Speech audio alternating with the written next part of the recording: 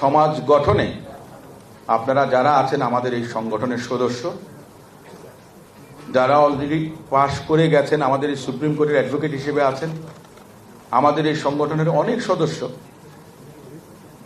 Barrister হয়েছেন London থেকে, এখন এখানে প্র্যাকটিস করছেন, তাদের প্রত্যেকের ভূমিকা আছে একটা সুস্থ সমাজ প্রতিষ্ঠা করার জন্য, আইনের শাসন কায়েম করার জন্য, জাতীয়তাবাদী শক্তির হাতকে শক্তিশালী করার জন্য তাদের ভূমিকা আছে। রাজনৈতিক বক্তব্য কিংবা আপনার যে এখন সমকালীন যে প্রসঙ্গ আজকে এই সেমিনারে আপনার নির্ধারণ করা হয়েছে, পিআর পদ্ধতি নিয়ে তো অনেকে কথা বলেছেন, এটা নতুন করে আর বলার কিছু না। যেহেতু সালাউদ্দিন ভাই আছেন, তিনিই বলবেন, উনি খুব ভালো বলতে পারেন। আমাদের প্রয়াত একজন অ্যাটর্নি জেনারেল মাহমুদ ইসলাম স্যার, ওনাকে সবাই বলতেন যে ওয়াকিং কনস্টিটিউশন, মানে হেঁটে চলা সংবিধান, সোজা কথা। আর আমার দৃষ্টিতে সালাউদ্দিন ভাই হলেন ভার্বাল কনস্টিটিউশন। অনুচ্ছেদ যা আছে এটা ওনার ভেতরেই আছে, যে কোনো জায়গায় যখনই যেটা জিজ্ঞেস করেন সেটা উনি বলতে পারবেন। আমি জানলাম যে 72 সাল থেকে এ পর্যন্ত যতগুলো সংবিধান আপনার ছাপানো হয়েছে প্রত্যেকটা ওনার কাছে আছে। এটা কিন্তু খুব বিরল।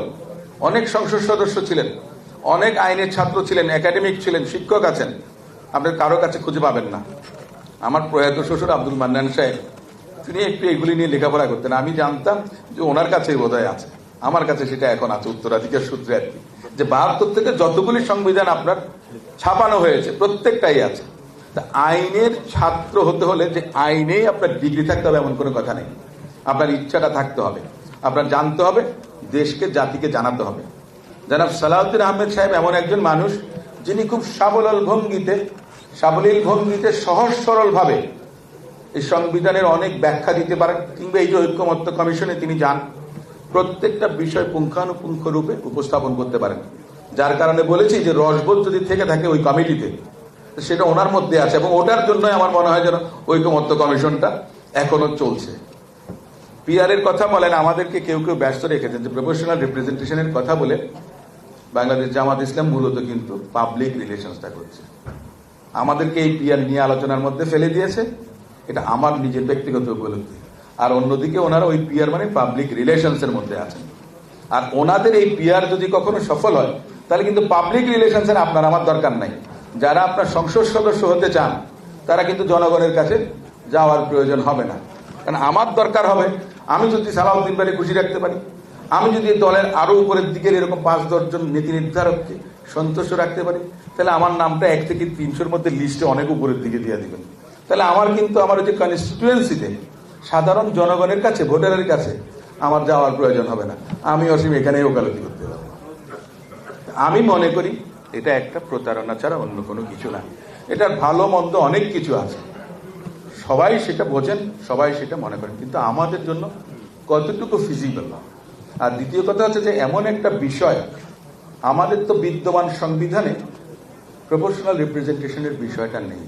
তাহলে আপনি সেটা ভোটের আগে, অর্থাৎ পরবর্তী একটা সংসদ আসার আগে আপনি তো এই পদ্ধতিতে নির্বাচন চাওয়া মানে হলো আপনি সেই ফ্যাসিস্টদের মতোই কথা বলছেন।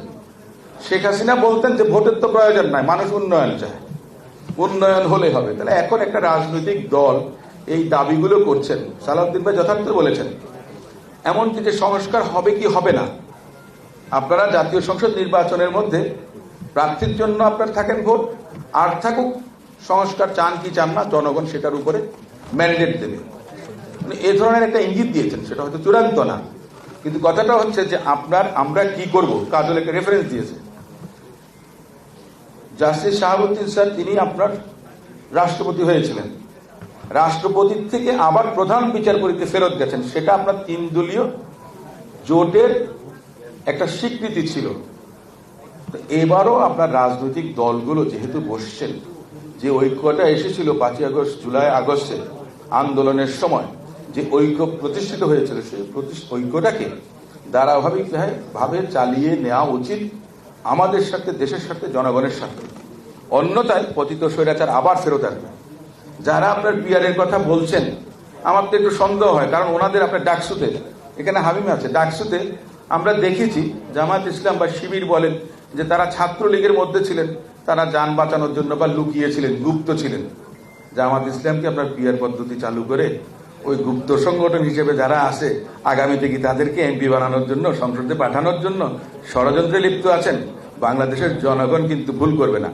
আপনারা যেটা করতে চাচ্ছেন, আপনাদের দুর্বিসন্ধিটা ত্যাগ করুন, আসুন এই দেশটা গঠন করি।